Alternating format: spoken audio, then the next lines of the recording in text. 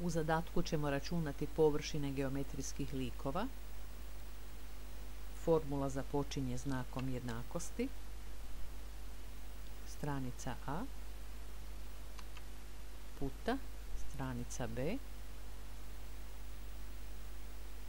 Potvrdi unos. Kopiraj formulu. Površina kvadrata, znak jednakosti, stranica A, Alt GR i tipka 3. Ako ne vidimo znak potenciranja, valja pritisnuti razmaknicu. 2. Potvrdimo unos. Kopiramo formulu.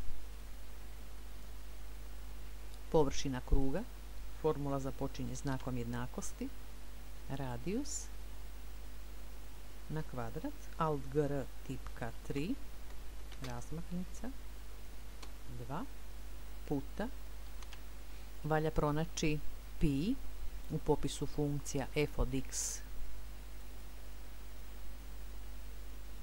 Potvrditi su u redu, još jednom u redu i kopirati formulu.